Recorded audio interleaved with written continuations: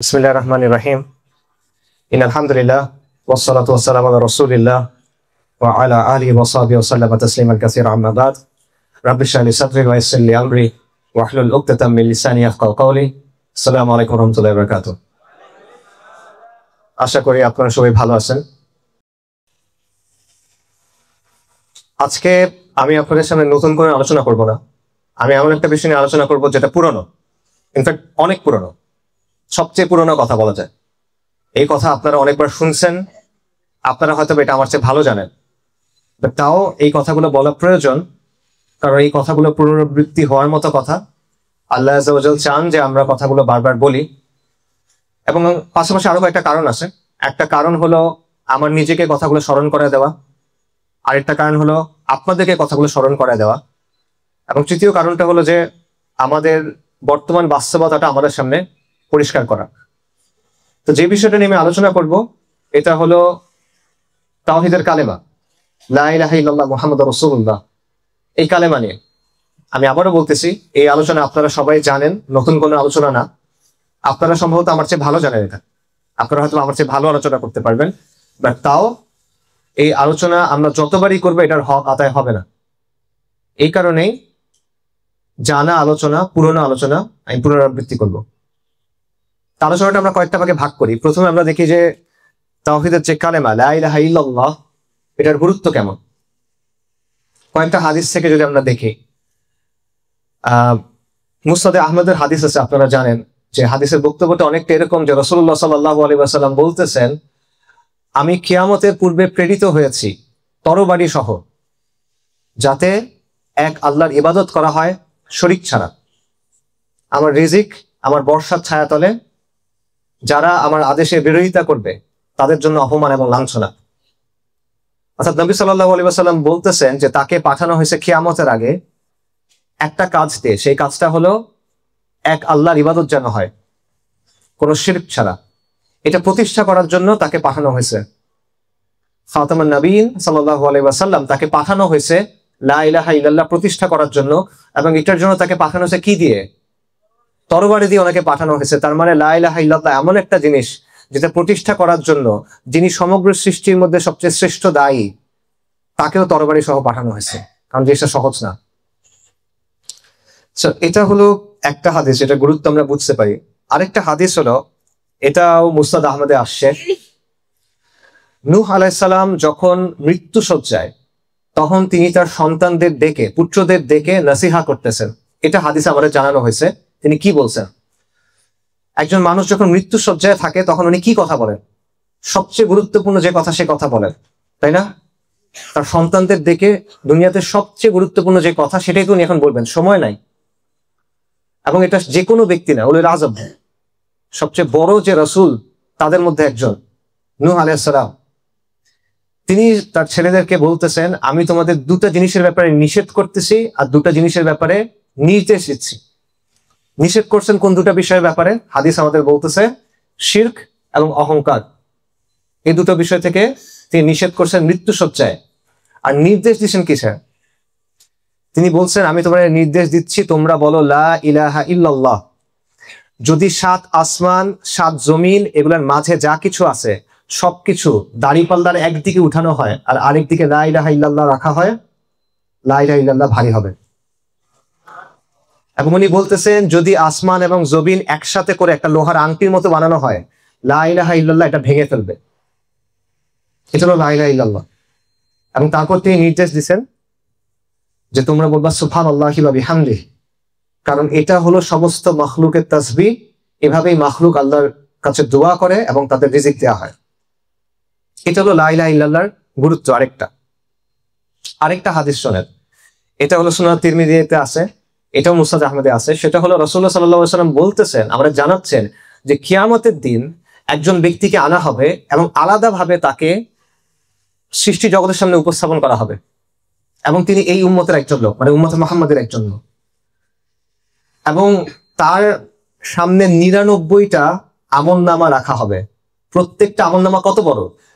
যতদূর দৃষ্টি যায় তত বড়, দিগন্ত বিস্তৃত, প্রতিটার মধ্যে গুনাহ লেখা। তার 99টা আমলনামা যতদূর দৃষ্টি যায় এত বড়, প্রত্যেকটার মধ্যে গুনাহ লেখা, তাকে আল্লাহ আয্যা ওয়া জাল জিজ্ঞেস করবেন যে এখানে কি তুমি কি এর কোনো কিছু অস্বীকার করো? লেখক ফেরেশতা যারা আছে তারা কি কোনো ভুল করছে কিনা, তোমার কোনো অভিযোগ আছে কিনা? সে বলবে না আমার রব, এখানে আমার কোনো অস্বীকার করার কিছু না, এগুলো বাস্তব। তখন আল্লাহ আয্যা ওয়া জাল বলবেন আজকে তোমার প্রতি কোনো জুলুম করা হবে না, তোমার একটা হাসানা, তোমার একটা ভালো আমল আমার কাছে আছে। এবং তখন একটা কাগজ আনা হবে, ছোট্ট একটা কাগজ, কার্ডের মতো, এবং সেই কাগজের মধ্যে লেখা আশহাদু আল্লা ইলাহা ইল্লাল্লাহ ওয়া আশহাদু আন্না মুহাম্মাদান আবদুহু ওয়া রাসূলুল্লাহ, এতটুকু লেখা। তখন আল্লাহ তাকে বলবেন তুমি দাঁড়িপাল্লার সামনে যাও, মিজানের সামনে যাও। তখন এই ব্যক্তি বলবে যে এত গুনাহ এর সামনে এই এতটুকু কাগজ, এটার কি ওজন, এটার কি গুরুত্ব? আল্লাহ আয্যা ওয়া জাল বলবেন আজকে তোমার প্রতি কোনো জুলুম করা হবে না। এবং যখন বিচার করা হবে 99টা আমল নামা যেটা দিগন্ত বিস্তৃত প্রত্যেকটা, সেইটা একদিকে, আরেকদিকে লা ইলাহা ইল্লাল্লাহ মুহাম্মাদুর রাসূলুল্লাহ, লা ইলাহা ইল্লাল্লাহ মুহাম্মাদুর রাসূলুল্লাহ ভারী হবে। এটা হলো লা ইলাহা ইল্লাল্লাহ মুহাম্মাদুর রাসূলুল্লাহর গুরুত্ব। উসমান রাদিয়াল্লাহু আনহু থেকে হাদিস আছে, বিখ্যাত হাদিস, সেটা হলো রাসূলুল্লাহ সাল্লাল্লাহু আলাইহি ওয়াসাল্লাম বলছেন যেই ব্যক্তি এই কথা জেনে মারা যাবে যে লা ইলাহা ইল্লাল্লাহ মুহাম্মাদুর রাসূলুল্লাহ বা লা ইলাহা ইল্লাল্লাহ, সে জান্নাতে যাবে। আরেকটা বিখ্যাত হাদিস আছে, আপনারা সবাই জানেন যে সর্বোত্তম জিকির কোনটা? লা ইলাহা ইল্লাল্লাহ। আল্লাহ আয্যা ওয়া জাল কোরআনে বলছেন ইউসাব্বিতুল লাযীনা আমানু বিকাউলিস সাবিতি ফিল হায়াতিদ দুনিয়া ওয়া ফিল আখিরাহ, যে আল্লাহ মুমিনদেরকে দুনিয়া এবং আখিরাতে সুপ্রতিষ্ঠিত রাখবেন কাউলুস সাবিত দিয়ে, শাশ্বত বাণী দিয়ে, সুপ্রতিষ্ঠিত বাণী দিয়ে। এটা কি কাউলুস সাবিত? কি ইমাম আল বাগাওয়ী এই আয়াতের তাফসিরে বলছেন কাউলুস সাবিত হলো লা ইলাহা ইল্লাল্লাহ। তাহলে এটা হলো লা ইলাহা ইল্লাল্লাহর গুরুত্ব কি, তার অল্প একটা উদাহরণ, অল্প কিছু বললাম। এরকম অনেকগুলো হাদিস আমি বলতে পারি, এরকম অনেকগুলো আসার বলা সম্ভব, এরকম অনেক আয়াত বলা সম্ভব। কিন্তু লা ইলাহা ইল্লাল্লাহর গুরুত্বের সাথে আরেকটা জিনিস চলে আসে যে হ্যাঁ এই কালেমা গুরুত্বপূর্ণ এবং এই কালেমা অনেক পুরানো, কিন্তু এই কালেমার বিরোধিতাও অনেক। এই কালেমার গুরুত্ব যখন থেকে তার অল্প কিছুক্ষণ পর থেকে এটার বিরোধিতা। যখনই কোনো সমাজে এই কালেমার দাওয়াত নিয়ে যাওয়া হয়েছে, ব্যাপকভাবে এটার বিরোধিতা করা হয়েছে, এবং সাধারণ কোনো বিরোধিতা না, যারা বিরোধিতা করছে তারা তাদের সর্বস্ব দিয়ে, সর্বশক্তি দিয়ে চেষ্টা করছে এই কালেমাকে থামাই দিতে। এটা কেন? আমরা তো অনেক সহজে বলে ফেলতেছি লা ইলাহা ইল্লাল্লাহ। ওই যে বাংলা সিনেমাতে দেখায় যে পুরা সিনেমা নাচ গান করতেছে, মদ খাচ্ছে, প্রেম করতেছে, জেনা করতেছে, মরার সময় খুব সহজে বলে ফেলছে লা ইলাহা ইল্লাল্লাহ, এবং তারপর খুব ভালো তার এন্ডিংটা, খুব সোজা, আমরা খুব সহজে বলে ফেলি। আমরাও তো মুসলিম, লা ইলাহা ইল্লাল্লাহ। তাহলে ব্যাপারটা এরকম কেন? কেন যখনই একটা সমাজে সত্যিকার অর্থে লা ইলাহা ইল্লাল্লাহ দাওয়াটা দেওয়া হয়েছে, সমাজ দুই ভাগে ভাগ হয়ে গেছে কেন? একটা ভাগ এই কালেমার অর্থ বুঝছে, এই কালেমাকে গ্রহণ করছে, এই কালেমাকে বাস্তবায়ন করার জন্য নিজের সর্বস্ব কুরবান করে দিছে, তার জীবনের সবকিছু এই কালেমার আদলে করার চেষ্টা করছে। আরেকটা অংশ এই কালেমার অর্থ বুঝছে এবং তাদের সর্বশক্তি দিয়ে, তাদের অর্থনৈতিক শক্তি, সামরিক শক্তি, রাজনৈতিক শক্তি, যত শক্তি আছে সব শক্তি দিয়ে তারা চেষ্টা করছে এই কালেমার দাওয়াতকে বন্ধ করে দিতে। এটা কেন? এটা যদি এত সহজ একটা বিষয় হয়, আমরা সবাই খুব ইজিলি বুঝতেছি, সবাই খুব ইজিলি বলতে পারতেছি, তাহলে এরকম বিরোধিতা হয় কেন? এরকম বিরোধিতা হয়েছিল কেন? আল্লাহ নবীগণ আলাইহিমুস সালাতু ওয়াস সালাম তারা যখনই কোনো সমাজে দাওয়াত নিয়ে গেছেন, তাদের কি অবস্থা হয়েছে? তারা সমাজের মধ্যে এক ঘরে হয়ে গেছে, তাদের বিরুদ্ধে তহমত দেওয়া হয়েছে, তাদের বিরুদ্ধে মিথ্যা অপপ্রচার করা হয়েছে, তাদের হত্যা করা হয়েছে, তাদের হত্যা করার চেষ্টা করা হয়েছে, তাদেরকে বিতাড়িত করা হয়েছে। এটা কেন? অথচ তারা ওই সমাজের সম্মানিত মানুষ। ইব্রাহিম আলাইহিস সালাম যখন লা ইলাহা ইল্লাল্লাহ দাওয়াত দিলেন, তার পরিবার তার বিরুদ্ধে চলে গেল, তার সমাজ তার বিরুদ্ধে চলে গেল, এবং তাকে আগুনে পুড়িয়ে হত্যা করার চেষ্টা করা হলো। সালিহ আলাইহিস সালাম, সামুদ জাতি, এই জাতি তাকে তাদের একজন লিডার হিসেবে প্রস্তুত করতেছিল।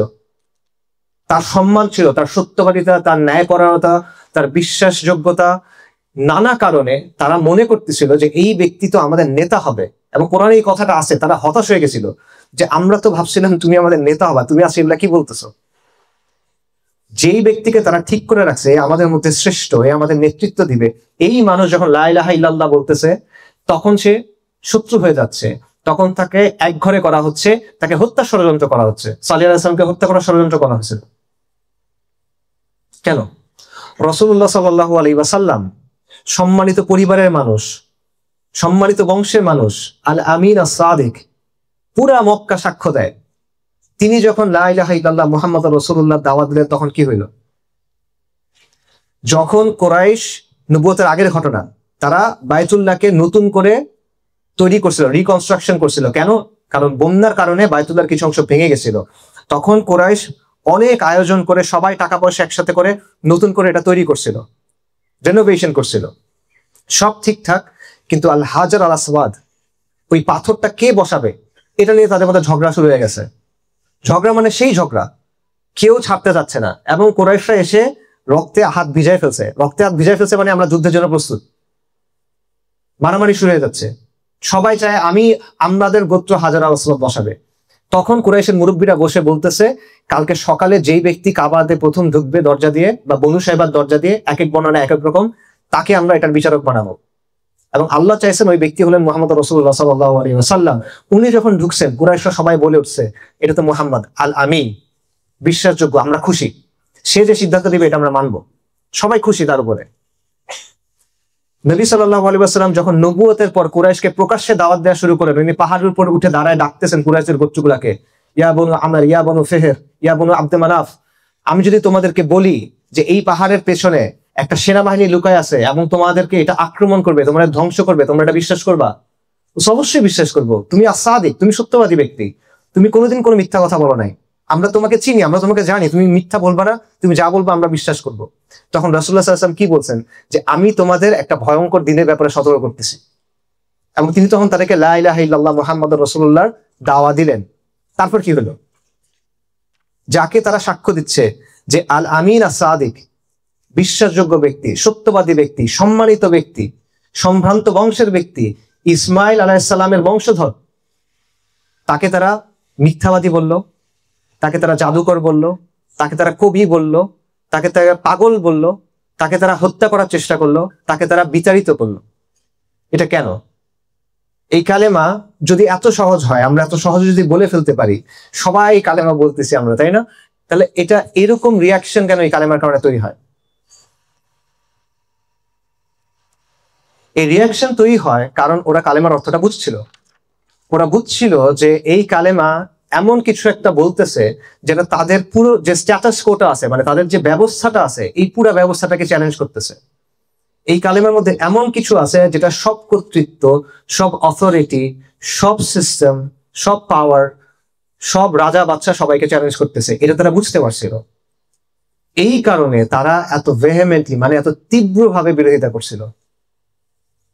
ইন এ সেন্স আমার তো মাঝে মাঝে মনে হয় যে তারা আমাদের চেয়ে ভালোভাবে বুঝছিল কালেমার অর্থটা, যেই কারণে তারা এত তীব্রভাবে বিরোধিতা করছিল।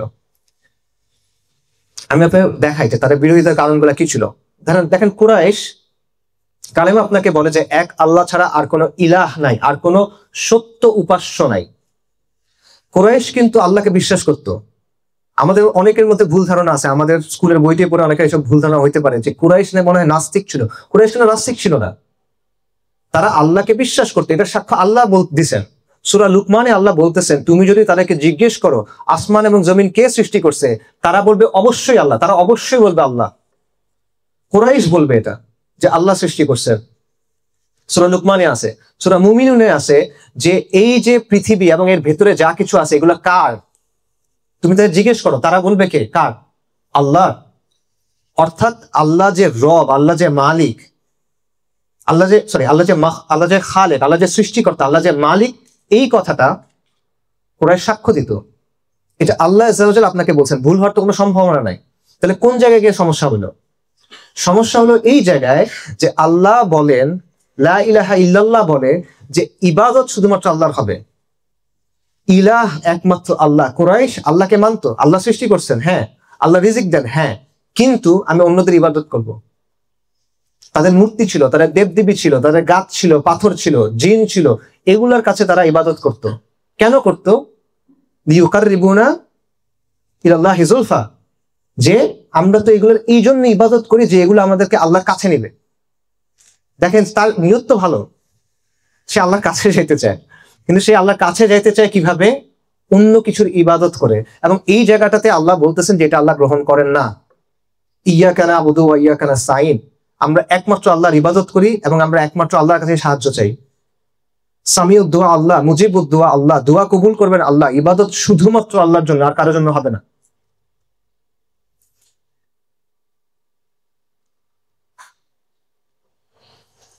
এবং অনেকগুলো আয়াতে এই জিনিসটা আছে যে ইবাদত শুধুমাত্র আল্লাহর হবে। ওয়া ক্বাদা রাব্বুকা আল্লা তা'বুদু ইল্লা ইয়্যাহ, আল্লাহ আদেশ করছেন যে শুধুমাত্র আল্লাহর জন্য ইবাদত হবে। তো এই বিষয়টা মক্কার কুরাইশরা মানতে পারে নাই। তাদেরকে যখন বলা হইতো যে তোমরা লা ইলাহা ইল্লাল্লাহর দিকে আসো, তখন তারা কি বলতো? তখন তারা অহংকার করত এবং তারা বলতো যে আমরা কি আমাদের যে অনেক ইলাহ আছে সেগুলোকে ভুলে যাব? নিশাইরিন মাজনুন, এই যে উন্মাদ কবি, তার যে কথা, নাউজুবিল্লাহ, রাসূলুল্লাহ সাল্লাল্লাহু আলাইহি ওয়াসাল্লামের ব্যাপারে বলছে যে এই উন্মাদ কবির যে কথা, এই কথার জন্য আমরা আমাদের আলিহাদের ছেড়ে দিব? এটা হয় নাকি? তারা অহংকার ভরে বলতো। সো এটা হলো প্রথম বিষয় যে কারণে তারা এটাকে মানতে পারে না। সো এই জায়গাটা বোঝা জরুরি যে লা ইলাহা ইল্লাল্লাহ মানে হলো যে ইবাদত শুধুমাত্র আল্লাহর জন্য হবে, দোয়া শুধুমাত্র আল্লাহর জন্য হবে, আল্লাহ ছাড়া আর কোনো ইলাহ নাই। আল্লাহর নৈকট্য অর্জনের জন্য আপনার কারো কাছে যাওয়ার দরকার নাই। আল্লাহ মুজিবুদ দুআ, আল্লাহ সামিউদ দুআ, আল্লাহর কাছেই আপনি চাইবেন, আল্লাহ আপনাকে দিবেন। এই একটা জিনিস কুরাইশ তখন মানতে পারে। এটা হলো একটা বিষয়। দ্বিতীয় বিষয়টা দেখেন, যে এটা আমার কথা না, সিরাত ইবনে হিশামে আলোচনা আছে, ইবনে কাসির আলোচনা করছেন। সেটা হলো তারা বুঝতে পারছিল যে এই লা ইলাহা ইল্লাল্লাহ এটা তাদের যে ইকোনমিক সিস্টেম ছিল সেটার জন্য একটা থ্রেট। কুরাইশদের যে ইকোনমিক সিস্টেম ছিল এটার পেছনে দুটো জিনিস ছিল, একটা হলো তাদের বাণিজ্য কাফেলা, আরেকটা হলো মক্কার অবস্থান, এবং দুটাই কাবার সাথে সম্পর্কিত। এটার কারণ এটা সূরা কুরাইশে আল্লাহ সুবহানাহু ওয়া তাআলা বলছিল যে তাদের যে নিরাপত্তা, তাদের যে বাণিজ্য, এটার কাবার মর্যাদার সাথে একটা সম্পর্ক ছিল। এটার কারণে মানুষ তাদেরকে নিরাপত্তা দিত, এটার কারণে মানুষ তাদেরকে সম্মান করত। হজের মৌসুমে পুরো আরব থেকে মানুষ সেখানে আসতো, হজের মৌসুমে পুরো আরব ওই মূর্তিগুলোর জন্য অনেক অফারিংস নিয়ে আসতো, মানে অর্ঘ্য নিয়ে আসতো, মূর্তিকে খুশি করার জন্য জিনিসপত্র দিত। তাদের একটা রেভিনিউ জেনারেশন হতো, তখন বিশাল পরিমাণ অর্থ তাদের ঢুকত। অর্থাৎ তাদের যে ইকোনমিটা ছিল, অর্থনৈতিক সিস্টেমটা ছিল, এটার ভিত্তি ছিল শিরক। তো আপনি যখন লা ইলাহা ইল্লাল্লাহ বলতেছেন, তখন আপনি এই ইকোনমিক সিস্টেমকে কি করতেছেন? নাকচ করে দিচ্ছেন। ওরা সেটা বুঝতে পারছিল যে এই কথা যদি আমরা মেনে নেই, তাহলে আমাদের যে অর্থনৈতিক ব্যবস্থা, পুরো আরবে আমাদের যে নাম ডাক, আমরা আফ্রিকার সাথে ব্যবসা করি, আমরা রুমের সাথে ব্যবসা করি, সবাই আমাদেরকে চেনে, এই সবকিছু তো কোলাপস করবে। এই জন্য তারা এটা মেনে নিতে পারে নাই। তাদের ক্ষমতা, তাদের প্রেস্টিজ, তাদের যে সম্মানের জায়গা, এটা তারা বুঝতে পারছে যে এটা তাদের হারায় যাবে। এই জন্য তারা এটা বিরোধিতা করছে। তাদের যে সামাজিক ব্যবস্থা ছিল, তাদের মধ্যে ব্যাপক গোত্রীয় সম্মান, বংশমর্যাদা, এই ধরনের চরমপন্থা ছিল। আপনারা জানেন, যারা সিরাত পড়ছে তারা জানেন যে কুরাইশদের মধ্যে এমনও ব্যাপার ছিল যে কোনো ব্যক্তি সে যদি নিম্ন বংশীয় হয়, সে তার স্ত্রীকে কোনো উচ্চ বংশীয় লোকের কাছে পাঠাইতো জিনা করার জন্য, যাতে করে ওই জিনার থেকে যদি কোনো সন্তান হয়, সেই সন্তানকে সে পেলে বড় করতে পারে, কারণ উচ্চ বংশের রক্ত। এই ছিল তাদের অবস্থা, গোত্রীয় মর্যাদা সেখানে এরকম অবস্থা। তো সেই জায়গায় এসে কোরআন মানুষকে দুই ভাগে ভাগ করতেছে, লা ইলাহা ইল্লাল্লাহ মানুষকে দুই ভাগে ভাগ করতেছে। প্রথমে একদিকে মুশরিক, একদিকে মুমিন। বাকি মুমিনদের মধ্যে ভাগ হয় কিসের ভিত্তিতে? তাকওয়া, আর কিচ্ছু না, তাকওয়ার ভিত্তিতে। নবী সাল্লাল্লাহু আলাইহি ওয়াসাল্লাম বিদায় হজের সময় বলছেন যে অনারবের উপর আরবের কোনো মর্যাদা নাই, রাইট? কালোর উপরে সাদার কোনো মর্যাদা নাই, মানুষের বিচারটা হবে তার তাকওয়ার ভিত্তিতে। তো তাদের যে সমাজ ব্যবস্থা, সেই সমাজ ব্যবস্থা এটা তো ধ্বংস করে দিচ্ছে পুরোপুরি। তো আপনি যদি এই সমাজ ব্যবস্থা একটা পিরামিডের মতো, রাইট? তো এই পিরামিডের একদম উপরে হলো গিয়ে কুরাইশ বসা। তো আপনি যদি দেখেন যে এই পুরা ইমারতকে কেউ ভাঙা শুরু করছে, তখন আপনি কি করবেন? আপনি যে কোনো মূল্যে তাকে থামানোর চেষ্টা করবেন। এটাই কুরাইশ নবী সাল্লাল্লাহু আলাইহি ওয়াসাল্লামের সাথে করার চেষ্টা করছে, যে এই ব্যক্তি যে কথা নিয়ে আসছে, এটা তো সবকিছু ধ্বংস করে দিচ্ছে। তাদের পূর্বপুরুষদের যে ধর্ম ছিল, তাদের পূর্বপুরুষদের নিয়ে যেই তাদের গর্ব, তাদের যে ট্র্যাডিশন, তাদের যে সিলসিলা, পুরো জিনিসটা নাকচ করে দেওয়া হয়েছে। কোরআনে বারবার দেখবেন যে কোন সম্প্রদায়ের কাছে যখন আম্বিয়া কেরাম আলাইহিমুস সালাতু ওয়াস সালাম গেছেন, তারা যখন দাওয়াত দিছেন, তখন তারা বারবার কি বলছে? যে এটা তো আমাদের পূর্বপুরুষদের ধর্ম, আমরা কি এটা তোমার কথায় ছেড়ে দিব? মানুষ ছাড়তে পারে না এটা, তার সিলসিলা, তার ট্র্যাডিশন, তার বংশগতি, এটা সে ছাড়তে পারে না। মানে বংশগতি তো ছাড়তে হচ্ছে না, মানে বাবা মার পূর্বপুরী বাপদাদার কাছ থেকে যেটা পাইছে সেটা সে ছাপতে চায় না। এই জায়গাটাতে এসেও কি হয়েছে, রাসূলুল্লাহ সাল্লাল্লাহু আলাইহি সাল্লাম যখন এই দাওয়াত দিলেন তখন তারা বুঝলো যে তাদের এই পুরো জিনিসটাকে নাকচ করা হচ্ছে। এবং ইনফ্যাক্ট তারা কিন্তু নবী সাল্লাল্লাহু আলাইহি সাল্লামকে বিতর্কে আটকানোর সময় এগুলো জিজ্ঞেস করতো। নবী সাল্লাল্লাহু আলাইহি সাল্লামকে সে জিজ্ঞেস করতো কুসাই ইবনে কিলানের সে কোথায়, সে জান্নাতে না জাহান্নামে, বলতো এটা জিজ্ঞেস করতো। কারণ কুসাই হলো কুরাইশদের মধ্যে অনেক সম্মানিত ব্যক্তি, সব কুরাইশের কাছে সে সম্মানিত, কারণ সে কুরাইশকে পুরো আরবের কাছে সম্মানিত করছে। তো নিজের সম্মানিত গোত্রের কারো ব্যাপারে তো খারাপ কথা বলা তাদের সমাজে এটা গ্রহণযোগ্য না। তো নবী সাল্লাল্লাহু আলাইহি সাল্লামকে এই প্রশ্নগুলো করতো যাতে তাকে বেকায়দায় ফেলা যায়। তো তারা বুঝতে পারছে যে লা ইলাহা ইল্লাল্লাহ যখন বলা হচ্ছে, এই যে তাদের সিলসিলা, তাদের ট্রেডিশন, তাদের বাপ-দাদার ধর্ম, এই জিনিসটাকেও ভেঙে চুরমার করে দেওয়া হবে। এবং ফাইনালি দেখেন কোন জায়গায় সমস্যা। নবী সাল্লাল্লাহু আলাইহি সাল্লাম প্রথমে নিজের পরিবারের মধ্যে দাওয়াত দিলেন, আত্মীয় স্বজনের মধ্যে দাওয়াত দিলেন, তারপর মক্কায় প্রকাশ্যে দাওয়াত দিলেন, কুরাইশ দাওয়াত প্রত্যাখ্যান করলো। তখন তিনি বিভিন্ন গোত্রের কাছে দাওয়াত নিয়ে গেলেন। হজের মৌসুমে অনেক গোত্রগুলো আসতো, তিনি তাদের কাছে দাওয়াত নিয়ে গেলেন। তিনি দাওয়াত নিয়ে গেলেন রাবিয়া গোত্রের একটা সাব ট্রাইবের কাছে, এবং তিনি তাদেরকে লা ইলাহা ইল্লাল্লাহ মুহাম্মাদুর রাসূলুল্লাহ দাওয়াতটা দিলেন। তখন সেই গোত্রের প্রধান কি বললেন? উনি বলেন, আপনি যা বলছেন খুব ভালো কথা, কিন্তু এটা তো এমন কথা যেটা রাজা বাদশারা অপছন্দ করে। কেন রাজা বাদশারা অপছন্দ করে? চিন্তা করে দেখেন যে কতগুলা কথা বলতে পারতো, কিন্তু সে বলল এটা এমন একটা কথা যেটা রাজা বাদশারা অপছন্দ করে। এবং এটা তখনও সত্য ছিল, এখনো সত্য, এর আগেও সত্য ছিল। ফিরআউন এর আগে কি বলছিল? আনা রাব্বুকুমুল আলা। ফিরআউন প্রথমে এটা বলছিল যে আমি তো সর্বোচ্চ রব। বাকি সে তার কওমকে ডেকে কি বলছিল? ওয়ানাদা ফিরআউনু ফি কওমিহি ইয়া কওমি আলাইসা লি মুলকু মিসর। মিসরের রাজত্ব কি আমার না? ফিরআউন কি এটা মনে করতো যে দুনিয়া সে তৈরি করছে? ফিরআউন কি এটা মনে করতো যে নীল নদ, লোহিত সাগর এগুলো সে তৈরি করছে? এগুলো তো তার জন্মের আগে থেকে আছে, এটা তো সে মনে করে লাভ নাই। তাহলে সে নিজেকে কোন অর্থে রব বলতেছে? সে বলতেছে এই মিশরের রাজত্ব কি আমার না? এই মিশরের তলদেশ দিয়ে যে নদী প্রভাবিত হচ্ছে এটা কি আমরা না? তোমরা কি দেখতেছো না? এইসব সে প্রশ্ন করতেছে। অর্থাৎ তার রাজত্বের গর্বের কারণে সে মানতে পারতেছে না মুসা আলাইহিস সালামের দাওয়াতটা। নমরুদের কথা চিন্তা করেন, নমরুদকে আল্লাহ আযজা ওয়া জাল দুনিয়াতে রাজত্ব দিয়েছিলেন, রাইট? ইতিহাসে যাদের বড় বড় রাজত্ব দেওয়া হয়েছে তাদের মধ্যে নমরুদ একজন। এবং সে রাজত্বের গর্বে, অহংকারে তার এমন অবস্থা হয়েছে সে মনে করতেছে যে সে একজন রব। এবং সে ইব্রাহিম আলাইহিস সালামের সাথে তর্ক করতেছে। ইব্রাহিম আলাইহিস সালাম তাকে বলতেছেন যে আমার রব আল্লাহ, যিনি জন্ম দেন, যিনি জীবন দেন এবং মৃত্যু দেন। তখন নমরুদ কি করছে? সে তার বন্দিশালা থেকে দুজন মানুষকে নিয়ে আসছে, একজনকে মেরে ফেলছে, আরেকজনকে ছেড়ে দিছে। তারপর সে বলছে দেখো আমিও জীবন দিতে পারি, আমিও মৃত্যু দিতে পারি। ননসেন্সিক্যাল একটা আর্গুমেন্ট। ইব্রাহিম আলাইহিস সালাম তর্ক করেন নাই। তিনি বলছেন আমার আল্লাহ সূর্যকে পূর্ব দিক থেকে উদিত করেন, তুমি পশ্চিম দিক থেকে উদয় করো। ফাবুহিতাল্লাযী কাফারা, কাফের হতভম্ব হয়ে গেছে। আনআনসারেবল কোয়েশ্চেন, এমন চ্যালেঞ্জ যেটার কোনো জবাব নাই। কিন্তু নমরুদের এই যে অধ্যত্ব, এটা কেন? তার রাজত্বের কারণে। নমরুদ কি জানে না যে সে জন্ম নিতে পারে না? সে তো জানে। সে জীবনে কোনো জীবিত কিছু তৈরি করছে? করে নাই তো। সে কি যে আসমান জমিন তৈরি করছে? করে নাই তো। সে তো মূর্খ না, সে রাজ্য চালায়, বিশাল রাজ্য চালায়, এটা চরম বুদ্ধিমান মানুষ। কিন্তু সে তার কিবরের জন্য এটা বুঝতেছে না। সো এই জিনিসটা দেখেন, যখনই এই রাজা যারা শাসন যারা করে, যারা কর্তৃত্ব দাবি করে, যারা ডোমিনিয়ন দাবি করে, যারা রাজত্ব দাবি করে এবং একচ্ছত্র আনুগত্য মানুষের কাছে দাবি করে, এরা কখনো লা ইলাহা ইল্লাল্লাহ মুহাম্মাদুর রাসূলুল্লাহ মানতে পারে না। এটা নমরুদ পারে নাই, ফিরআউন পারে নাই, কুরাইশও পারে নাই, এখনো পারে না। পাশাপাশি আরেকটা জিনিস আছে, সেটা হলো লা ইলাহা ইল্লাল্লাহ মুহাম্মাদুর রাসূলুল্লাহ কখনো কোনো কম্প্রোমাইজ করে না। কুরাইশ কম্প্রোমাইজ করার অনেক চেষ্টা করছিল, তারা খুবই ইনক্লুসিভ অনেকগুলা প্রস্তাব দিছিল। কুরাইশ এসে বলছিল, সূরা কাফিরুনের তাফসিরে আপনারা দেখবেন যে 1 বছর তোমার এক আল্লাহর ইবাদত হোক, আরেক বছর আমাদের ইলাহদের ইবাদত হোক। এরকম অনেকগুলো প্রস্তাব দেওয়া হয়েছিল, নবী সাল্লাল্লাহু আলাইহি ওয়াসাল্লাম গ্রহণ করেন নাই। এবং আল্লাহ আযজা ওয়া জাল পরে কি বলছেন? সূরা কাফিরুন নাযিল করছেন, লাকুম দীনুকুম ওয়ালিয়া দীন।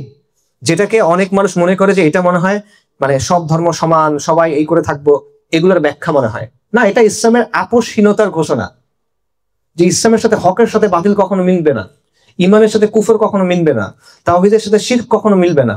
যদি তুমি এটা মানো তাহলে মানো, না মানলে তুমি আলাদা আমি আলাদা, দুনিয়াতেও আলাদা আখিরাতেও আলাদা। এটা হলো ইসলামের অবস্থান, আনকম্প্রোমাইজিং সেন্স। এবং এই আনকম্প্রোমাইজিং স্ট্যান্সের কারণে বাকি সবগুলো জিনিস যদি এখন মেলান, তাহলে এই জিনিসটা, যে একটা ক্ষমতাসীন মানুষ, যে একটা রাজত্ব তৈরি করে বসে আছে, যে একটা সামাজিক কাঠামো তৈরি করে বসে আছে, যে একটা অর্থনৈতিক কাঠামো তৈরি করে বসে আছে, তার জন্য এটাকে একটা ভালো জিনিস না খারাপ জিনিস? যদি সে তার মালিককে মেনে নেয় তাহলে ভালো জিনিস, কিন্তু এরা মালিককে মানতে চায় না, কারণ এরা নিজেরা মালিক হইতে চায়, তারা নিজেরা সার্বভৌম হইতে চায়, তারা নিজেরা চূড়ান্ত কর্তৃপক্ষ হইতে চায়। এই জন্য রাজা বাচ্চারা এটা পছন্দ করে না। এই জন্য যখনই কোনো সমাজে নবী রাসূলগণ লা ইলাহা ইল্লাল্লাহ লা ইলাহা ইল্লাল্লাহ দাওয়াত নিয়ে গেছেন, রিসালাতের দাওয়াত নিয়ে গেছেন, তখন তাদেরকে চরমভাবে চেষ্টা করা হয়েছে তাদেরকে থামাতে, তাদেরকে পিষে ফেলতে, তাদের দাওয়াত মুছে ফেলতে।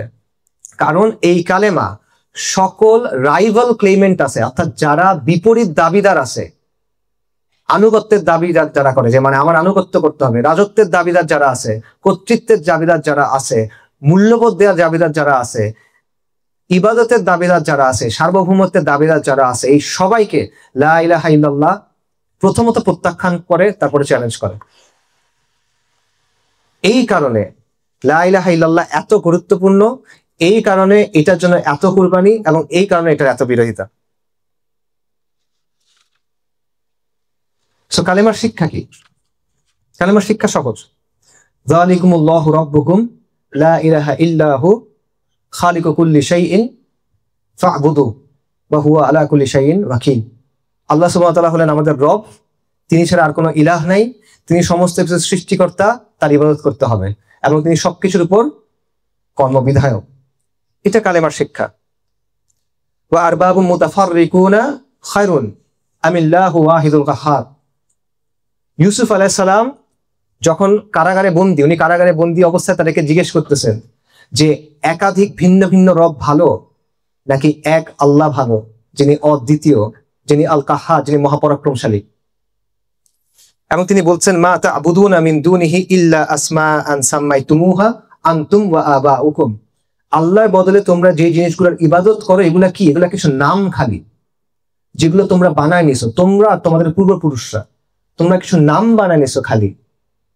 ওয়া মা আনজালাল্লাহু বিহা মিন সুলতান, এটার পক্ষে তোমাদের কোনো ইখতিয়ার নাই, আল্লাহর পক্ষ থেকে কোনো দলিল নাই, আল্লাহ তোমাদের কোনো এরকম ইখতিয়ার দেন নাই যে তোমরা এগুলো বানায় নিবা। ইনিল হুকমু ইল্লা লিল্লাহ আমারা আল্লাহ তা'বুদু ইল্লা ইয়া। বিধান শুধুমাত্র আল্লাহর, এবং আল্লাহ বলছেন যে শুধুমাত্র তার ইবাদত করতে হবে। যালিকা দ্বীনুল কাইয়্যিমু ওয়ালাকিন্না আকসারান নাসি লা ইয়ালামুন। এটা হলো সঠিক দিন, কিন্তু অধিকাংশ মানুষ সেটা জানে না। কালেমার অর্থ স্পষ্ট। প্রথমত এক আল্লাহ রব, এক আল্লাহ মাবুদ, একাধিক কেউ নাই, এই জায়গাতে আর কারো শরিকানা নাই, আল্লাহ এটা সহ্য করেন না, এবং এখানে কোনো ইখতিয়ার কাউকে দেওয়া হয় নাই। ইবাদত শুধুমাত্র আল্লাহর জন্য। মানুষ তার বান্দা, মানুষ তার গোলাম, মানুষ তার ইবাদত করবে, তার আনুগত্য করবে, আর কারো ইবাদত করা যাবে না, আর কারো কাছে দোয়া করা যাবে না। 3, আল্লাহর বদলে যাদের ইবাদত করা হয়, যা কিছুর ইবাদত করা হয়, যা কিছুকে আনা হয়, এগুলো হলো মানুষের বানানো কিছু নাম, যেগুলো কোনো বাস্তবতা নাই, এগুলো ভিত্তিহীন, এগুলো আল্লাহর সামনে কিচ্ছু না, এদের কোনো অবস্থান নাই, এবং এরা তাদেরকে দুনিয়াতে এবং আখিরাতে সাহায্য করতে সক্ষম না। 4, মানব জীবন কিভাবে চলবে, সমাজ কিভাবে চলবে, শাসন কিভাবে চলবে, এটা আল্লাহ ঠিক করে দিবে। যেভাবে ইবাদত শুধুমাত্র আল্লাহর, ঠিক একইভাবে এই কর্তৃত্বটা শুধুমাত্র আল্লাহর। যেভাবে ইবাদত শুধুমাত্র আল্লাহর, ঠিক একইভাবে এই ইখতিয়ারটা শুধুমাত্র আল্লাহর। এখানে কারো ওই কর্তৃত্ব নাই, কারো ওই ইখতিয়ার নাই যে সে বলবে যে আল্লাহ এটা বলছে এটা বাদ দাও, আমরা এটা বলছি এটা তোমার করতে হবে। এই ইখতিয়ার আল্লাহ তাকে দেন নাই। যদি কেউ এটা গ্রহণ করে নেয়, তাহলে সে কালেমা থেকে বের হয়ে যাচ্ছে, কালেমার বিরুদ্ধে চলে যাচ্ছে সে। এবং এই সবকিছু মিলে যেটা, সেটা হলো দ্বীনুল কাইয়্যিম, সঠিক দিন, যেই দিন কিয়ামত পর্যন্ত পুরা মানব জাতির উপরে আবশ্যক। ইন্না দীনা ইনদাল্লাহিল ইসলাম, আপনি নাজাত পাবেন না এই দিন ছাড়া। এই সবগুলো যদি আপনি না মানেন, আপনি যেই হন, সংখ্যায় যত হন, আপনার বংশ যাই হোক, আপনার ক্ষমতা যাই হোক, টাকা যাই হোক, কোনো লাভ তো নাই। করতে হবে আল্লাহর সামনে মাথা নিচু করে আসতে হবে, আল্লাহর গোলামি মেনে নিয়ে আসতে হবে, মুহাম্মদ রাসূলুল্লাহ সাল্লাল্লাহু আলাইহি ওয়াসাল্লামকে রাসূল মেনে নিয়ে আপনার আসতে হবে। তাহলে আপনি আখিরাতের নাজাতের আশা করতে পারবেন, নইলে পারবেন না। এটা হলো দ্বীন ইসলাম। এর বাইরে যা কিছু আছে, যা কিছুটা সে সাংঘর্ষিক, যতটুকু সাংঘর্ষিক বাতিল। এটা হলো লা ইলাহা ইল্লাল্লাহর অর্থ। মুহাম্মদ রাসূলুল্লাহ সাল্লাল্লাহু আলাইহি ওয়াসাল্লামের অর্থ কি? এটার অর্থ হলো আপনি তার রিসালাতকে সত্য বলে মানবেন, যে মুহাম্মদ সাল্লাল্লাহু আলাইহি ওয়াসাল্লাম আল্লাহর প্রেরিত রাসূল, তিনি খাতামুন নবিয়্যিন, তিনি সাইয়্যিদুল মুরসালিন, এটা আপনার মানতে হবে। তিনি যা নিয়ে আসছেন সেটাকে সত্যায়ন করতে হবে। তিনি যা কিছু নিয়ে আসছেন সেটাকে সত্য বলে মানতে হবে। তিনি যেই বিষয়ে নির্দেশ দিয়েছেন সেই নির্দেশ আপনার পালন করতে হবে। তিনি যেটা থেকে মানা করছেন সেটা থেকে আপনার দূরে থাকতে হবে। এবং ইবাদত রাসূলুল্লাহ সাল্লাল্লাহু আলাইহি ওয়াসাল্লাম যেভাবে বলছেন সেভাবে করতে হবে। আপনি নিজের মতো করে ইবাদত করতে পারবেন না। আপনার পথ প্রদর্শক তিনি, আপনার নেতা তিনি, আপনার দৃষ্টান্ত তিনি সাল্লাল্লাহু আলাইহি ওয়াসাল্লাম। একটা ঘটনা আছে, সেটাও মুসনাদ আহমদে আছে, ইবনে কাসির উল্লেখ করছেন, বিখ্যাত ঘটনা। একবার ওমর রাদিয়াল্লাহু আনহু উনি তাওরাতের কিছু কাগজ নিয়ে পড়তেছিলেন। আরবদের মধ্যে সবাই পড়াশোনা পারতেন না, বাট উমর রাদিয়াল্লাহু আনহু পারতেন, এবং উনি তাওরাতের কিছু কাগজ নিয়ে পড়তেছেন। রাসূলুল্লাহ সাল্লাল্লাহু আলাইহি ওয়াসাল্লাম দেখলেন এবং উনি জিজ্ঞেস করলেন যে তুমি কি করতেছো? উনি বললেন যে আমি তো তাওরাতের কিছু পড়তেছি। তখন রাসূলুল্লাহ সাল্লাল্লাহু আলাইহি ওয়াসাল্লামের চেহারা, ওনার চেহারা এমন ছিল যে রাগলে বোঝা যেত। আব্দুল্লাহ ইবনে সাঈদ রাদিয়াল্লাহু আনহু আসলে বলছেন যে উমর তুমি দেখতেছো না যে রাসূলুল্লাহ সাল্লাল্লাহু আলাইহি ওয়াসাল্লাম রেগে গেছেন? কেন রেগে গেছেন? রাসূলুল্লাহ বলতেছেন যে সত্তার হাতে আমার প্রাণ তার কসম, আজকে যদি মূসা আলাইহিস সালাম জীবিত থাকতেন, তার জন্য আবশ্যকতা আমাদের ফলো করা, তার জন্য আবশ্যকতা আমার অনুসরণ করা। তার মানে হলো নবী সাল্লাল্লাহু আলাইহি ওয়াসাল্লাম আসার পরে তার কাছে যে শরিয়া আসছে, তার কাছে যে হিদায়াত আসছে, এটার বাইরে আর কোনো কিছু গ্রহণযোগ্য না। তাকেই অনুসরণ করতে হবে, তিনি যেভাবে বলছেন ওভাবে অনুসরণ করতে হবে, এই শরীয়তে অনুসরণ করতে হবে, নাহলে হবে না। লা ইলাহা ইল্লাল্লাহ বলবেন, মুহাম্মদ রাসূলুল্লাহ বলবেন, অর্ধেক বললেও হবে না। সাল্লাল্লাহু আলাইহি ওয়াসাল্লাম তাকে মানতে হবে। আল্লাহর আনুগত্য করতে হলে নবী সাল্লাল্লাহু আলাইহি ওয়াসাল্লামের আনুগত্য করে সেটা করতে হবে। এটা হলো মুহাম্মদ রাসূলুল্লাহ সাল্লাল্লাহু আলাইহি ওয়াসাল্লামের অর্থ। কালেমার শর্ত আছে। ওয়াহাব ইবনে মুনাব্বিহ একজন সালাফ রাহিমাহুল্লাহ, ওনাকে একজন জিজ্ঞেস করছেন যে কালেমা কি জান্নাতের চাবি না? উনি বলছেন হ্যাঁ জান্নাতের চাবি, কিন্তু সব চাবির দাঁত থাকে, কিছু দাঁত থাকে, চাবির মধ্যে কাটা কাটা থাকে না, ওটা বলছে দাঁত থাকে। তো চাবির দাঁত যদি না থাকে ওটা দিয়ে আপনি তালা খুলতে পারবেন না। তো চাবির দাঁতটা কি? এটা হলো কালেমার শর্ত। কালেমার কিছু শর্ত আছে, এটা নিয়ে ওলামায়ে কেরাম অনেক আলোচনা করছেন।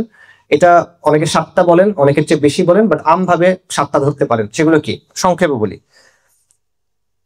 আচ্ছা, এটা 2 ধরনের শর্ত আছে। প্রথম হলো পার্থিব জীবনের জন্য শর্ত। পার্থিব জীবনে আপনি কালেমা গ্রহণ করার 2টা শর্ত আছে। একটা হলো আপনি এটা মনে বিশ্বাস করবেন, আপনি সাক্ষ্য দিবেন, এতটুকু। একটা হাদিস আছে আব্দুল্লাহ ইবনে উমর রাদিয়াল্লাহু আনহু থেকে, যে নবী সাল্লাল্লাহু আলাইহি ওয়াসাল্লাম বলছেন যে আমি লোকেদের বিরুদ্ধে যুদ্ধ করতে আদিষ্ট হয়েছি, মানে তাকে আদেশ করা হয়েছে মানুষের বিরুদ্ধে যুদ্ধ করতে যতক্ষণ না তারা বলে লা ইলাহা ইল্লাল্লাহ। এবং যখন তারা বলে লা ইলাহা ইল্লাল্লাহ এবং তারা নামাজ পড়ে এবং তারা যাকাত দেয়, তখন তারা তাদের জানমাল আমার কাছ থেকে হেফাজত করে নিল। অর্থাৎ ইসলামের দিক থেকে এই নিরাপত্তাটা পাইতে হলে লা ইলাহা ইল্লাল্লাহ তাকে মানতে হবে এবং বলতে হবে। এটা হলো প্রথম শর্ত দুনিয়াতে। পরের শর্ত হলো তার মধ্যে এমন কোনো কিছু থাকা যাবে না যেটা ওই কালেমার সাথে সাংঘর্ষিক। ঠিক আছে, মনে করেন সে কালেমা পড়ছে কিন্তু সে নবী সাল্লাল্লাহু আলাইহি ওয়াসাল্লামের অবমাননা করে, তার ঈমান আছে কিনা? নাই। কেউ কালেমা পড়ছে কিন্তু সে মূর্তির সামনে গিয়ে সিজদা করতেছে।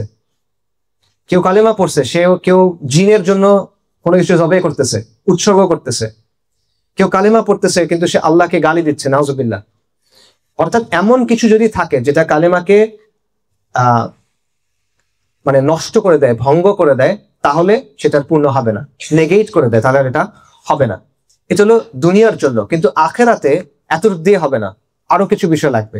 সেগুলো কি? এই ক্ষেত্রে অনেক ওলামায়ে কেরাম অনেকগুলো শর্ত বলছেন। অনেকে 7টার কথা বলেন, আমি ওই 7টা খুব সংক্ষেপে বলি। প্রথমটা হলো ইলম, যে কালেমার অর্থ কি, এটার দাবি কি, এটা আপনার ভালো মতো জানতে হবে। এটা হলো প্রথম সত্য, ইলম। দ্বিতীয়টা হলো ইয়াকিন, কালেমার অর্থ এবং দাবি স্পষ্টভাবে আপনার ইয়াকিন থাকতে হবে, এটার উপর মনে প্রাণে বিশ্বাস করতে হবে। তারপর ইখলাস, আপনি যখন কালেমারকে বাস্তবায়ন করবেন সেটা ইখলাসের সাথে করতে হবে, সেখানে যেন শিরক না থাকে, সেখানে যেন রিয়া না থাকে। তারপর হলো সিদক, সত্যবাদিতা, যে কালেমার অর্থ এবং দাবি এটা আপনার সত্যভাবে জানতে হবে, সত্য বলে মানে মনে প্রাণে সত্য হিসেবে জানতে হবে। মুনাফিকের মতো হইলে হবে না, মুখে বলতেছে কিন্তু মনে সেটা বিশ্বাস করে না, এরকম হইলে হবে না। মুহাব্বাত, কালেমায় যার কথা বলা হয়েছে ওই আল্লাহকে আপনার ভালোবাসতে হবে সবকিছুর চেয়ে বেশি। ইনকিয়াদ, কালেমার প্রতি সমর্পণ করতে হবে। কালেমায় যার কথা বলা হয়েছে তার প্রতি নিজেকে সমর্পণ করতে হবে, আপনার অঙ্গ প্রত্যঙ্গ সাক্ষ্য দিতে হবে আপনি তার প্রতি যে আসলে আনুগত্য করেন, আপনি যাকে যে মানছেন আপনার ইলাহ হিসেবে। এবং ফাইনালি কবুল করতে হবে, মনে প্রাণে এটা আপনার কবুল করে নিতে হবে। এটা হলো সংক্ষেপে আলোচনা। এটা নিয়ে অনেক বিস্তারিত আলোচনা আছে, আপনারা অনেক বইতে আলোচনা পাবেন, আমি সেখানে আর যাচ্ছি না। কালেমার রোকনে আসেন এবার। কালেমার স্তম্ভ কি? প্রত্যেকটা বাড়ির পিলার্স থাকে, রাইট, ফাউন্ডেশন থাকে। কালেমার দুটা স্তম্ভ আছে, লা ইলাহা ইল্লাল্লাহ। একটা হলো নাফি, একটা হলো ইসবাত। একটা হলো অস্বীকার করা, লা ইলাহা, সকল ইলাহকে অস্বীকার করা হচ্ছে। তারপর হলো ইসবাত, সত্যায়ন করা এক আল্লাহ ছাড়া, একমাত্র আল্লাহকে আমি সত্যায়ন করি, বাকি সকল ইলাহকে আমি অস্বীকার করি। এটা আরো সহজে যদি আমরা বলি, এটা হলো কুফর বিত তাগুত বা ঈমান বিল্লাহ, যে সকল মিথ্যা ইলাহকে আপনার অস্বীকার করতে হবে, প্রত্যাখ্যান করতে হবে, এবং একমাত্র আল্লাহকে একমাত্র সত্য ইলাহ হিসেবে আপনার গ্রহণ করতে হবে। আল্লাহ সুবহানাহু ওয়া তাআলা বলেন, লা ইকরাহা ফিদ-দীন, কাদ তাবায়্যানা আর-রুশদু মিনাল গায়y, ফামান ইয়াকফুর বিত-তাগুতি ওয়া ইউমিন বিল্লাহ ফাকাদ ইসতামসাকা বিল উরওয়াতিল উসকা লা ইনফিসামা লাহা ওয়াল্লাহু সামিউন আলীম। যে দিন গ্রহণের ব্যাপারে কোনো জোর জবরদস্তি নাই, সত্য পথ ভ্রান্ত পথ হতে সুস্পষ্ট হয়ে গেছে। সুতরাং যে তাগুতকে অস্বীকার করলো এবং আল্লাহর প্রতি ঈমান আনলো, সে এমন এক মজবুত হাতল ধরে নিল যেটা কখনো ছিন্ন হবে না। আল্লাহ সুবহানাহু ওয়া তাআলা বলেন, ওয়ালাকাদ বাআসনা ফি কুল্লি উম্মাতির রাসূলান আন ইয়াবুদুল্লাহা ওয়াজতানিবুত তাগুত। আল্লাহ আযজা ওয়া জাল প্রত্যেক কওমের কাছে, প্রত্যেক উম্মার কাছে রাসূল পাঠাইছেন এই দাওয়াত দিয়ে যে তোমরা এক আল্লাহর ইবাদত করো এবং তাগুতকে অস্বীকার করো। সো কালেমার দুইটা স্তম্ভ হলো এক আল্লাহর উপর ঈমান এবং তাগুতকে অস্বীকার করা। তাগুতকে অস্বীকার করার অর্থ কি? তাগুতের শাব্দিক অর্থ হলো সীমা লঙ্ঘনকারী, বাট পারিভাষিক অর্থে তাগুত মানে হলো মিথ্যা ইলাহ। এমন কেউ যাকে আল্লাহর বদলে রব বলা হয়, এমন কেউ যাকে আল্লাহর বদলে ইলাহ বলা হয়, অথবা তার উপর এমন কোনো বৈশিষ্ট্য আরোপ করা হয় যেটা শুধুমাত্র আল্লাহর এবং সে এতে সন্তুষ্ট, সে হলো তাগুত, সে হলো মিথ্যা ইলাহ। আল্লাহ রব, ফিরআউন বলছিল আনা রাব্বুকুমুল আলা, ফিরআউন তাগুত। আল্লাহ জীবন এবং মৃত্যু দেন, নমরুদ বলছিল আমি জীবন এবং মৃত্যু দিতে পারি, নমরুদ তাগুত। সন্তান দেওয়ার মালিক আল্লাহ, রিজিক দেওয়ার মালিক আল্লাহ। এখন কোন সাধু বাবা এসে বললো যে সন্তান আমাকে, আমার পায়ে সিজদা করো বা আমার এটা করো, আমি তোমাকে সন্তান দিব। কোন পীর বাবা এসে আপনাকে বললো যে আমি তোমার রিজিক বাড়া দিব, সে তাগুত। বিধানদাতা আল্লাহ, বিধান শুধুমাত্র আল্লাহ দিবেন। কেউ একজন এসে আল্লাহর বিধান বাতিল করে দিচ্ছে, কেউ একজন এসে নিজেকে বিধান প্রণেতা বানায় ফেলছে, কেউ একজন আল্লাহ শরিয়াকে নাকচ করে সে নিজের মতো করে শরিয়া বানাইছে একটা, মানে ব্যবস্থা বানাইছে একটা, সে তাগুত। ইবলিস তাগুত, সবচেয়ে বড় তাগুত হলো ইবলিস। এবং মানুষ যে মূর্তি তৈরি করে এগুলোও তাগুত। সো কুফর বিত তাগুতের অর্থ হলো যত মিথ্যা ইলাহ আছে, আল্লাহ ব্যতীত যা কিছু ইবাদত করা হয় তাদেরকে আপনার অস্বীকার করতে হবে, প্রত্যাখ্যান করতে হবে, এবং যত মিথ্যা দিন আছে সেগুলোকে আপনার প্রত্যাখ্যান করতে হবে। এখন আমাদের পেছন দিকে তাকায় মনে হয় যে জাহিলিয়াতের সময় এটা সহজ ছিল, কারণ জাহিলিয়াতের সময় ওদের যে তাগুত গুলো ছিল, মিথ্যা ইলাহ ছিল, এগুলো চোখে দেখা যেত সহজ। তাদের মূর্তি ছিল, মূর্তিগুলা মাটি দিয়ে তৈরি, পাথর দিয়ে তৈরি, গাছপালা দিয়ে তৈরি, রং দিয়ে তৈরি, কাঠ দিয়ে তৈরি বা ধাতু দিয়ে তৈরি, সহজে দেখা যায়। আজকেও পৃথিবীতে অনেকে মূর্তির ইবাদত করে, কিন্তু আজকে আরো অনেক কিছুর ইবাদত হয় যেগুলোকে আল্লাহর জায়গায় বসানো হয়, কিন্তু সেগুলোকে আপনি চোখে দেখতে পারেন না। এই তাগুত গুলা হলো বাদ, মতবাদ, তন্ত্র মন্ত্র এগুলো দিয়ে তৈরি করা। আজকের পৃথিবীতে মানুষ কিছু মতবাদ বানায় নিছে, আজকের পৃথিবীতে মানুষ কিছু দর্শন বানায় নিছে যেটা ইসলামকে চ্যালেঞ্জ করে। যেই বিষয়টা আল্লাহ তার জন্য রেখে দিয়েছেন সেইখানে গিয়ে সে টানাটানি করতে চায়। সেকুলারিজম, লিবারালিজম, কমিউনিজম, এই জিনিসপত্রগুলো, ন্যাশনালিজম, এই জিনিসপত্রগুলো কি করে? সার্বভৌমত্বের জায়গাতে, কর্তৃত্বের জায়গাতে, শাসনের জায়গাতে, মূল্যবোধের জায়গাতে সে আল্লাহর কর্তৃত্বকে অস্বীকার করতে চায়। আর আপনি বলবেন না, এরা তো কখনো নিজেদেরকে ধর্ম দাবি করে না, এরা তো কখনো বলে না যে আপনি এর ইবাদত করেন। হ্যাঁ, তারা বলে না, কিন্তু তারা কি করে দেখেন? তারা আল্লাহর যে কর্তৃত্ব সেটাকে অস্বীকার করে, তারা আল্লাহর যে সার্বভৌমত্ব সেটাকে অস্বীকার করে, নাকি করে না? অবশ্যই তারা এটা করে। তারা আল্লাহর বিধানকে অগ্রাহ্য করে এবং তারা নিজেদের বিধান তৈরি করে। সমাজ এবং শাসনের ক্ষেত্রে তারা আল্লাহকে সরায় রাখতে চায়, সমাজ এবং শাসনের ক্ষেত্রে তারা নবীর যে মেসেজ সেটাকে সরায় রাখতে চায়, তারা আসমানি কিতাবের যে দিক নির্দেশনা সেটাকে সরায় রাখতে চায়। এবং তারা বলতে চায় যে এখানে আল্লাহ কি বলছেন এটা আমরা শুনবো না, এখানে নবী কি বলছেন সাল্লাল্লাহু আলাইহি ওয়াসাল্লাম এটা আমরা শুনবো না, কোরআনে কি আছে এটা আমরা দেখবো না, এখানে আমরা যেটা বলছি সেটা চলবে।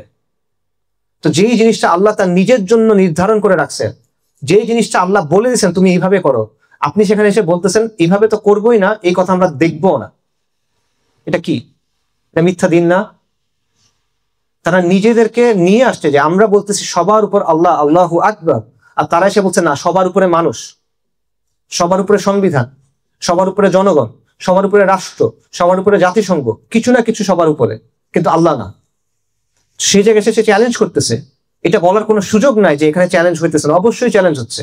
যেখানে আল্লাহ একটা কথা একভাবে করতে বলছেন সেখানে আপনি এসে সেটা নাকচ করে আরেকভাবে করতে চাচ্ছেন, এটা সাংঘর্ষিকতা অবশ্যই হচ্ছে। সো এই হলো মিথ্যা দিন যেগুলো বর্তমান সময়ে আমাদের উপরে আছে। সো আপনি যদি বর্তমানে কুফরবৃত্ত আঘাত করতে হয়, আপনার ওই মূর্তিও অস্বীকার করতে হবে যেটা চোখে দেখা যায়, এবং আপনার ওই তাগুতও অস্বীকার করতে হয় যেটা চোখে দেখা যায় না, কিন্তু যেটা আল্লাহর কর্তৃত্বের জায়গায় নিজের মিথ্যা দাবি নিয়ে আসতে চায়, যেটা আল্লাহর সার্বভৌমত্বের জায়গায় নিজের মিথ্যা দাবি নিয়ে আসতে চায়।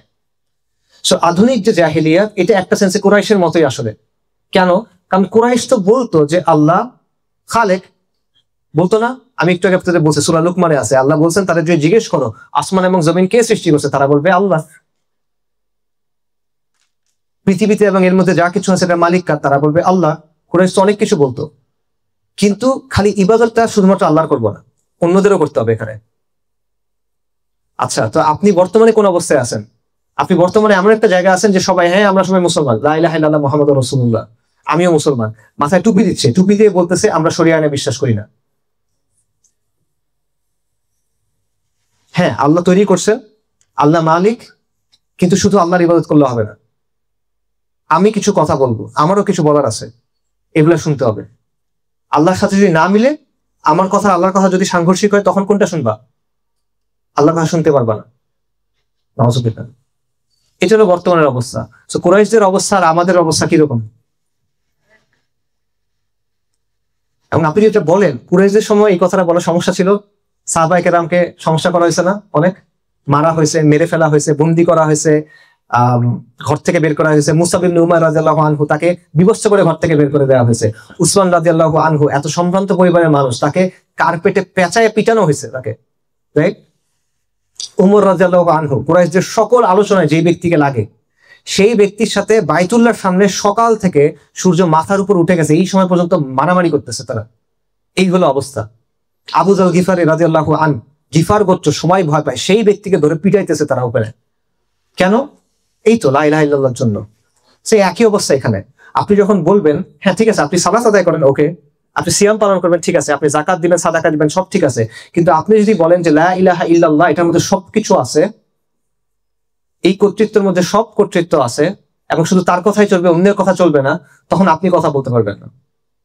তখন আপনাকে অনেক কথা বলা হবে, আপনাকে অনেকভাবে হয়রানি করা হবে, আপনার অনেকভাবে ক্ষতি করার চেষ্টা করা হবে, এবং এটা স্বাভাবিক। না হলে বুঝতে হবে যে আপনি যে দাওয়াতটা দিচ্ছেন লা ইলাহা ইল্লাল্লাহ পুরোটা আপনি দেখাচ্ছেন না, আপনি হয়তো অর্ধেক দেখাইতেছেন, পুরোটা হয়তো এখানে নাই। কারণ এটা দুনিয়ার সুন্নাহ, এটা হয়ে আসছে। শুআইব আলাইহিস সালাম মাদিয়ানবাসীকে বলছিল যে তোমরা, তখন তারা ঈমান আনে নাই, তাদেরকে তিনি বলছেন আল্লাহর ইবাদত করো, তারপর তিনি বলছেন যে তোমরা ওজনে কম দিও না, তারা ওজনে অনেক কম দিত, মানুষকে ঠকাইতো। শুআইব আলাইহিস সালাম বলছেন যে তোমরা ওজনে কম দিও না, মানুষকে ঠকায়ও না, এটা ভালো কাজ না। তখন তারা বলতেছে ইয়া শুআইব, তোমার সালাত কি তোমাকে এই শিক্ষা দেয় যে আমরা আমাদের সম্পদ নিয়ে কি করব সেখানে এসে তুমি বাগড়া দিবা? কেমন কথা? মানে তুমি সালাত করো, সমস্যা নেই, কিন্তু আমরা আমাদের ব্যবসা বাণিজ্য কেমনে করব, ধন সম্পদ কিভাবে করবো, এখানে এসে তুমি কেন কথা বলবা? এটা নিয়ে তাদের আপত্তি। শুআইব আলাইহিস সালামের কম ব্যবসা বাণিজ্যের ক্ষেত্রে আল্লাহর যে কর্তৃত্ব এটা অস্বীকার করছে। আপনি বর্তমানে এমন এক বিশ্বে আছেন, আপনি বর্তমানে এমন এক বিশ্ব ব্যবস্থায় আছেন, এমন এক সমাজে আছেন, এমন এক রাষ্ট্রে আছেন, এমন এক সময়ে আছেন যেখানে প্রতিটা ক্ষেত্রে আল্লাহ যে কর্তৃত্ব সেটাকে অস্বীকার করা হয়।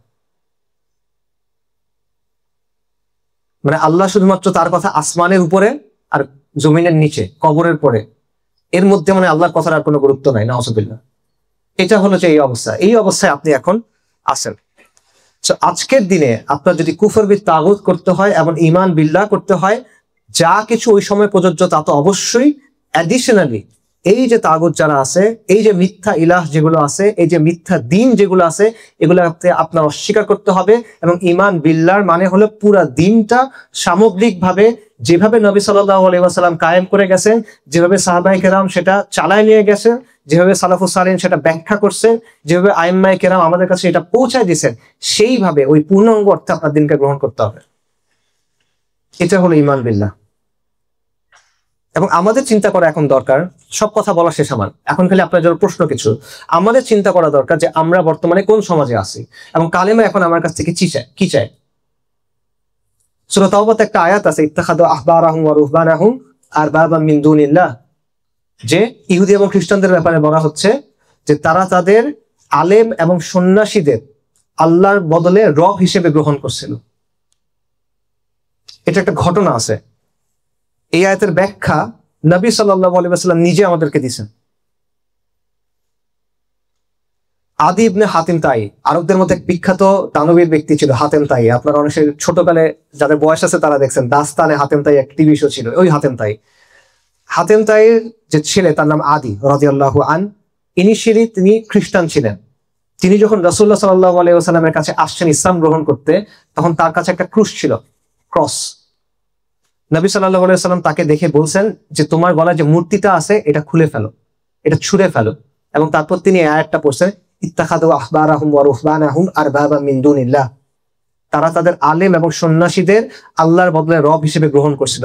আদি ইবনে হাতিম তাই রাদিয়াল্লাহু আনহু তখন বলতেছেন, ইয়া রাসূলুল্লাহ, আমরা তো তাদের ইবাদত করি না, তারা তো আমাদের উপাস্য ছিল না। তখন রাসূলুল্লাহ বলতেছেন, ভালো প্রশ্ন, যৌক্তিক প্রশ্ন, রাইট? রাসূলুল্লাহ বলতেছেন, মানে এই আয়াতে রব হিসেবে গ্রহণ করার কথা বলা হচ্ছে। উনি বলছেন যে আমরা তো তাদের জন্য কখনো ইবাদত করি নাই, তাদের জন্য রোজা রাখি নাই, তাদের জন্য সাজদা করি নাই, কিছুই করি নাই, কেন এটা রব কেন? তখন রাসূলুল্লাহ বলতেছেন, তারা কি হালালকে হারাম করে নাই এবং হারামকে হালাল করে নাই এবং তোমরা সেটা মেনে নাও নাই? বলছে হ্যাঁ মেনে নিছি। বলছে এইটা হলো ইবাদত। রাসূলুল্লাহ সাল্লাল্লাহু আলাইহি ওয়াসাল্লাম বলছেন এই আয়াতের ব্যাখ্যায়। তিরমিজিতে আছে এই হাদিসটা, হাসান হাদিস। তো আপনি এখন চিন্তা করেন যে আল্লাহর দেয়া বিধানকে, ওই যে তাদের আলেম এবং সন্ন্যাসীরা হালালকে হারাম, হারামকে হালাল করছে, সেটা মেনে নেওয়া, এটার জন্য যদি ওই আয়াত প্রযোজ্য হয়, আপনার বর্তমান বাস্তবতা কি বলেন? আল্লাহ যা বৈধ করছে তার মধ্যে কতটুকু আপনার সামনে বৈধ আছে? আল্লাহ যা অবৈধ করছেন তার মধ্যে কতটুকু আপনার সামনে অবৈধ আছে? এটা বলেন। যে কালেমার কথা আপনি বলতেছেন, যে কালেমার আশা নিয়ে তো আমরা বসে আছি, তাই না? আমরা সবাই তো ওই আশা নিয়ে বসে আছি যে ওই যে হাদিসটা আমি বললাম, যে মারা যাওয়ার সময় জানবে, মনে প্রাণে বিশ্বাস করবে যে লা ইলাহা ইল্লাল্লাহ, সে জান্নাতে যাবে। নাকি এরকম আরো হাদিস আছে, আবু যর রাদিয়াল্লাহু আনহু থেকে হাদিস আছে যে ব্যক্তি লা ইলাহা ইল্লাল্লাহ বলবে সে একসময় জান্নাতে যাবেই, যদিও সে জিনা করে, যদিও সে চুরি করে। নাকি এগুলো নিয়ে তো আমরা বসে থাকি, গুনাহগার মানুষ এগুলো নিয়ে আশা নিয়ে বসে থাকে যে লা ইলাহা ইল্লাল্লাহ আছে, এটা দিয়ে আমি একসময় জান্নাতে যাবো ইনশাআল্লাহ, পাইছি একটা টিকেট। নাকি এখন আপনি আমাকে বলেন যে লা ইলাহা ইল্লাল্লাহ আপনার সমাজে কতটুকু আছে বলেন?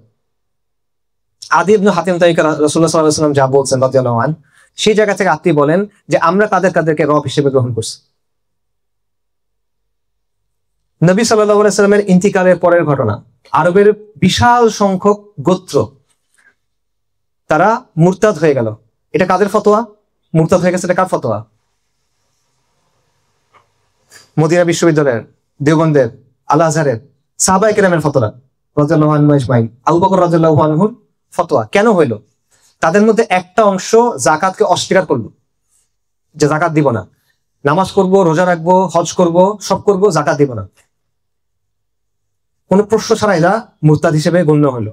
আরেকটা অংশ তারা কোরআনের একটা আয়াতের ব্যাখ্যা করলো এবং তারা ব্যাখ্যা করে বলল যে এটা শুধুমাত্র নবী সাল্লাল্লাহু আলাইহি ওয়াসাল্লামের জন্য ছিল, যাকাতটা নবী সাল্লাল্লাহু আলাইহি ওয়াসাল্লামের জন্য ছিল, উনি যেহেতু এখন নাই, আমরা আবু বকরকে যাকাত দিব না, আমরা নিজেরাই যাকাত তুলে আমাদের গোত্রগুলোর মধ্যে দিয়ে দিব। সাহাবায়ে কেরাম কি করলেন? তাদের সবার বিরুদ্ধে ফাইট করলেন এবং এই যুদ্ধটা কি বলে পরিচিত? হারবুর রিদ্দা, রিদ্দার যুদ্ধ। এবং সাহাবায়ে কেরাম সবাইকে গিয়ে জনে জনে জিজ্ঞেস করেন নাই যে তুমি কি যাকাত স্বীকার করো নাকি তুমি খালি যাকাত দিতে চাও না, তুমি কি যাকাত অস্বীকার করো নাকি তুমি খালি আবু বকরকে যাকাত দিতে চাও না। সবার সাথে লড়াই করা হলো আহলুর রিদ্দা হিসেবে, যে এরা মুরতাদ হয়েছে। আমভাবে সবার সাথে এভাবে ফাইট করা হলো যতক্ষণ না তারা যাকাতের বিধান মেনে নিয়ে আবু বকর রাদিয়াল্লাহু আনহুকে যাকাত দেওয়ার দিকে ফিরে আসলো। একটা বিধান শুধু, ইসলামের একটা বিধান শুধু, এটা যাকাতের বিধান। আবারও আমি বলি, আজকে আপনি যে সমাজে আছেন, আজকে আপনি যে বিশ্ব ব্যবস্থায় আছেন, সেই বিশ্ব ব্যবস্থায় ইসলামের কোন জিনিসটা এখন এখানে আছে?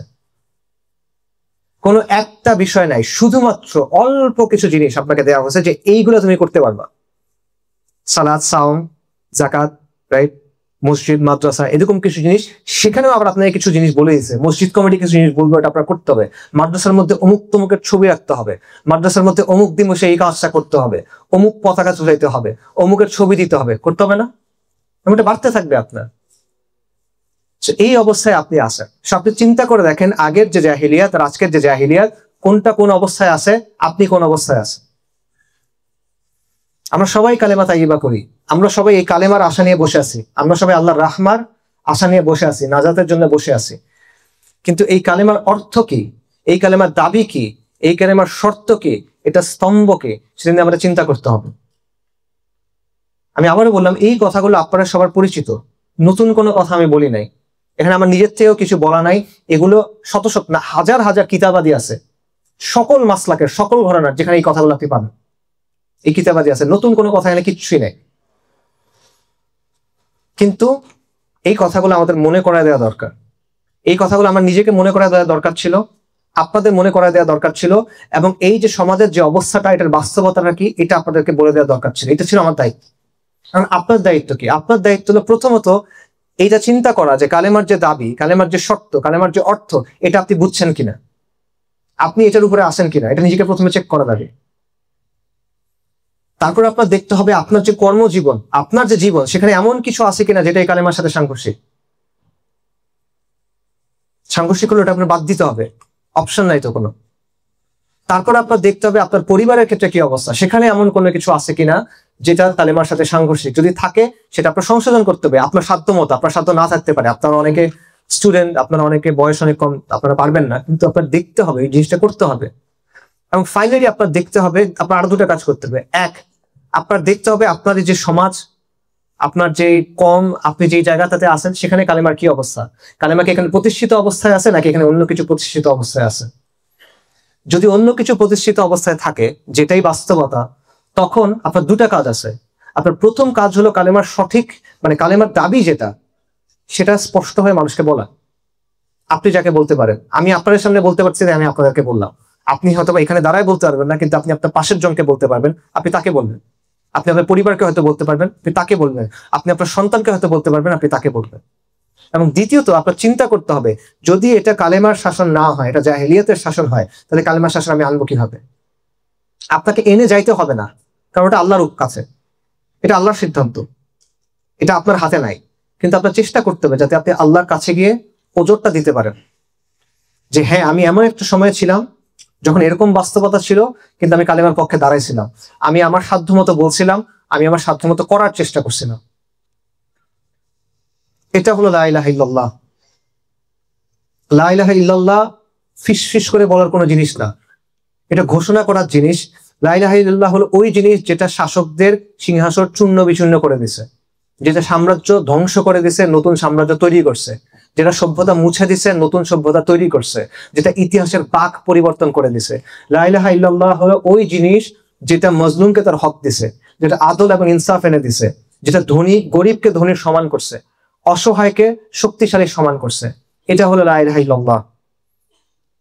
এবং এই কারণে যুগে যুগে এটার বিরোধিতা হয়েছে, এই কারণে এটার গুরুত্ব এত বেশি, এই কারণে এটা আঁকড়ায় ধরে থাকা, সত্যিকার অর্থে আঁকড়ায় ধরে থাকা এতটা কঠিন। এবং এইটার জন্য এত বড় পুরস্কার আল্লাহ বলছেন। কোন পুরস্কার বলেন? আসমান এবং জমিন এবং তার ভেতরে যা কিছু আছে সবকিছু যদি আপনি একসাথে করেন, এক পাল্লায় দেন, আরেক পাল্লায় লা ইলাহা ইল্লাল্লাহ, লা ইলাহা ইল্লাল্লাহ ভারী। আসমান এবং জমিন একসাথে করে একটা লোহার আংটি যদি করা হয়, লা ইলাহা ইল্লাল্লাহ সেটাকে ভেঙে ফেলবে। 99টা আমল নামা দিগন্ত বিস্তৃত, এক পাল্লায়, আরেক পাল্লায় শুধুমাত্র আশহাদু আল্লা ইলাহা ইল্লাল্লাহ ওয়া আশহাদু আন্না মুহাম্মাদুর রাসূলুল্লাহ, এটা ভারী হবে। এই জন্য এত পুরস্কার এটার জন্য। এই বিষয়টা বোঝা, আর কারো কর্তৃত্ব নাই, আর কারো রাজত্ব নাই, আর কারো সার্বভৌমত্ব নাই, আর কারো মুলকিয়াত নাই, আর কারো কথা চলে না, আর কারো কথা মানার কিছু নাই। একমাত্র কর্তৃপক্ষ, একমাত্র সার্বভৌম সত্তা, একমাত্র মালিক, একমাত্র ইলাহ আল্লাহ আযza লা ইলাহা ইল্লাল্লাহ। এটাই হলো আপনার নাজাতের বাণী, এটা দিয়ে আপনি নাজাত পাবেন আখিরাতে। এটা আপনার নাজাতের বাণী, এটা দুনিয়াতে আপনার আজাদির বাণী, এবং এটা দুনিয়াতে এই জাহেলিয়াতকে উৎখাত করে সেখানে দ্বীনকে কায়েম করার যে বিপ্লব সেটার বাণী। এবং এটাই আমার পক্ষ থেকে দাওয়া সবসময়ের জন্য। আসসালামু আলাইকুম রহমতুল্লাহি ওয়া বারাকাতুহু।